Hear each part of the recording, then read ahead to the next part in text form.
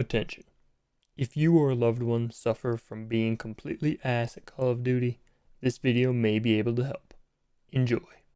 Welcome guys. Thank you all so very much for taking time out of your busy schedules to come and check out this video. My name is Matt, also known as Jackal. Today, ladies and gentlemen, we got a different pace of video.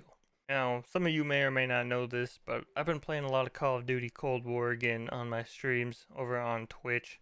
And I'm getting a lot of questions, both from my friends that I'm playing with, as well as my viewers, saying, hey Jackal, what are the settings that you use for your Cold War game? So, instead of me going through them literally piece by piece every time somebody asks me, I'm going to make a video here about this and make sure you guys know exactly what I'm using. I can link it in my chat whenever somebody asks for my settings. Whatever it may be, I can use this multi-purpose. So, without further ado, guys, we're going to jump on in. Each section in the settings, each header, so keyboard, mouse, graphics, audio, etc., will be given its own section in the video. So I will have the list of timestamps down below in the description. You'll also be able to see them on your player right down below if you're on desktop. Mobile, I don't know how that works. But let's jump on in, guys, and starting off with keyboard and mouse. So yes, I do play on keyboard. Those of you that probably know this, I do play on keyboard. I play most games on keyboard and mouse. Controller is fun and all, but my movement is just so much better on keyboard that I just couldn't pass up the opportunity. For starters, I play on 1000 DPI on the Logitech G502 mouse. Just the base one. It's got the cable. You can see its little tail here. And that's nothing special. 1000 DPI is pretty standard for most games. I run a 7.93 mouse sensitivity, so a lot of you may be wondering, just round it up to 8, loser. But for whatever reason, 8's too quick. I like my 7.93, alright? Hop off. Everything else is pretty standard. Sense zooms, I don't change. Transition timing is gradual. Invert, I don't play inverted. If you play inverted, just click away now. Everything else is literally just the same. I don't think I've touched any of this, so carry on with that. Gameplay, slide behavior, tap, crouch behavior, toggle, prone is toggle, sprint behavior is toggle, walk, didn't even know there was walk. Since when has there been walk in this game? I don't think I even have that bound. We will go through my keybinds here in a second, but I literally don't think I have that bound.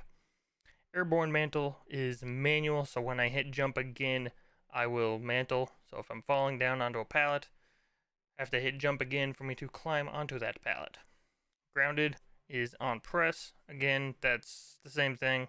Is mantle by pressing jump. So if I'm looking at something, I'm looking up at the pallets that I just fell onto because I fell off, I can press my jump and I mantle up onto them. ADS behavior is hold. Equipment is hold. Steady aim is hold. Armor, apply 1. I don't play fire team. Interact, tap. So opening doors and other shit, I guess, that is in this game. It's not a multiplayer, so I don't really care. Everything else is standard. Map behavior is toggle. Scoreboard is hold. So I hold tab. And I press caps lock for the map. If I ever do that, I don't think I do. Danger ping, I don't really ping in pubs, to be honest. I ping once if I'm playing with some friends and comms are kind of clogged, but auto sprint is off. Sprint cancels reload is off so that I can keep reloading while I'm sprinting. Weapon switch wraparound. It's all pretty default and standard. Keybinds, didn't change a whole lot. Crouch and slide is now alt instead of left control. Prone is Q. I believe it defaults to E. I don't know why, but I think so. Walk, I was right. I don't have that bound. When has there been walk in this game? I don't think I even have that bound. Lethals are my 2 mouse buttons. So I've got 2 buttons on the side of my mouse. I don't know how well you can see them. But the front one is frags and lethals. The back one is stuns and tacticals. Melee is F. Interact is E. Pinging is my wheel. Click in on my mouse wheel.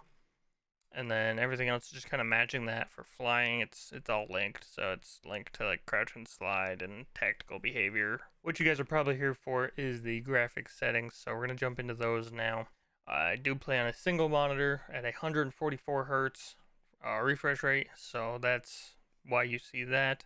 Render resolution is at 1920 by 1080p. I believe my monitor is 2K, but I don't play on 2K. Field of view is at 100. I don't think you should go above 100. I know a lot of you PC players out here are, max FOV. But Cold War is a game of light and dark balance, and a lot of times on a lot of maps, seeing player models at a very far distance that you would only be able to see at this increased FOV, you don't actually see the player model. You might see a sniper glint, but if they're not running a sniper, you're probably not going to see them, in which case they're going to have the jump on you no matter what.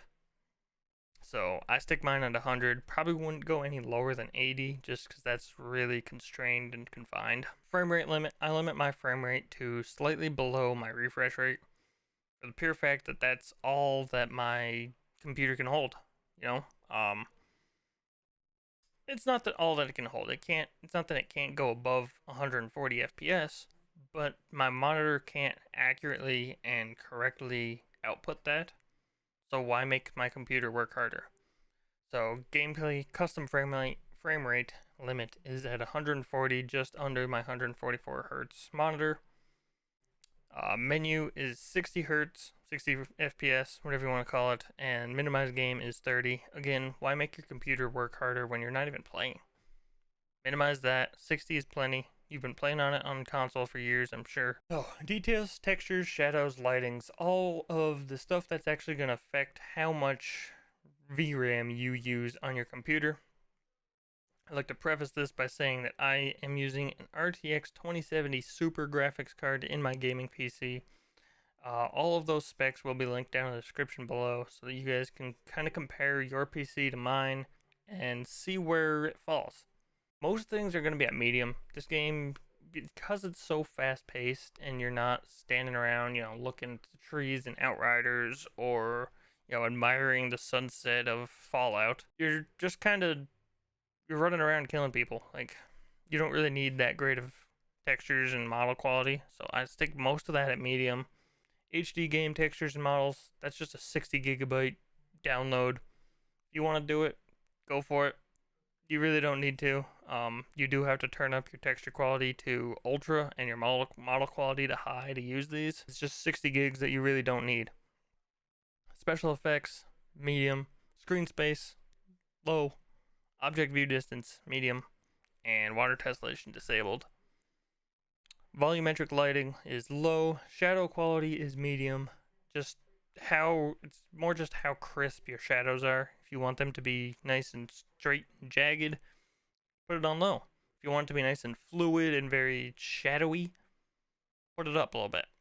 Honestly, I don't think medium looks that bad, but mainly because, again, you're not running around looking at the shadows from, a car or from the stairs because of the light next to it. You're trying to find the people, which is where dynamic shadows comes in. This is the one setting, the absolute one setting in this game that should be all the way up to all dynamic shadows. This is things that move, mainly players. Yes, you make a shadow that you can see and that your opponents and teammates can see. Use some logic, guys. You can see your opponent's shadows too. Only if this is on all. You can literally see if somebody is standing around a corner. If the lighting is correct, you could literally see where they are. Know exactly where they are, and boom, free kill. Explosion shadows disabled. Weapon shadows disabled. Ray tracing, if you have an RTX card, don't use it. It really doesn't make much of a difference in this game. There's really no point in having ray tracing on. It just takes up frames. It just eats frames. Speaking of eating frames, NVIDIA DLSS. If you have an RTX graphics card, you have been given the option and the new setting for NVIDIA DLSS to take over in place of your anti-aliasing. So what it is supposed to do is use some sort of AI technology to provide you with the highest possible frame rates and the maximum graphics settings. It takes over for your anti-aliasing and should, in theory, give you the best looking game possible. However, this game it's been tested, it's been duplicated, it's been reran, it's been everything, and the only possible explanation that people are finding is NVIDIA DLSS just isn't as great as it should be right now. Obviously, it's brand new. We don't expect it to be 100% perfect, so it is causing a lot of frame drops for a lot of people. So because of that, I have disabled it. I'm going back to basic anti-aliasing, which I have set as low, by the way. Again, you're not looking at control panels and curved lines and diagonals that are smoothed out. You're trying to find the people running around with guns. Ambient occlusion, again, this is more just giving non-player models depth. It's just shadows to give things depth. Again, not looking for those. Motion blur. If you play with motion blur, please kindly click the X in the top right of your PC. Please go to the bottom left, click shut down, take your PC, unplug it, and throw it out the window. Thank you. Subsurface scattering disabled and order independent transparency disabled. So this is one that takes a lot of your resources, a lot of your GPU resources. So looking at it from mine disabled to high takes up almost 300 megabytes. And basically all that does is what can you see through a window? How often are you actually looking through things such as a window? Most of the time you're looking through the hole that there was a window in, not through the actual window. And then again, display gamma, sRGB, because it's a computer and I'm not running on an HD TV. VRAM usage target, I mean, I'm running at like 25%. So you do you on that. Moving to audio, again, not a whole lot here. Just want to touch on a couple of key things. So master volume, I have at 100 because I have my trusty Go XLR mixer for any of my audio needs. And the main thing here is audio presets. So I used to run on high boost. This is what a lot of the pros used. This is what a lot of people used to hear footsteps a lot better. But turns out, after a recent update, Treyarch Mix is actually giving people more footstep audio than high boost used to. It's been tested, a few people did it. I will try to find some videos to link down below. If I can't, I apologize.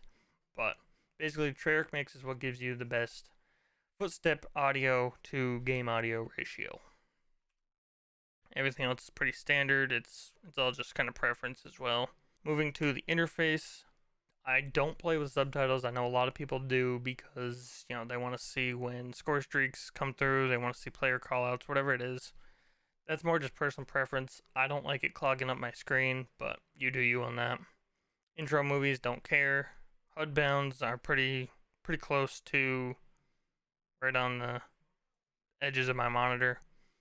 Everything here is shown except for ally health bars. I don't care how weak my ally is, he can tell me. Telemetry, the only thing I show is my FPS counter. I don't care what my GPU time is or my CPU time. Like, my CPU time, I really don't care. System clock, again, I have 2 PCs, a phone, and usually a watch on. I think I can tell the time.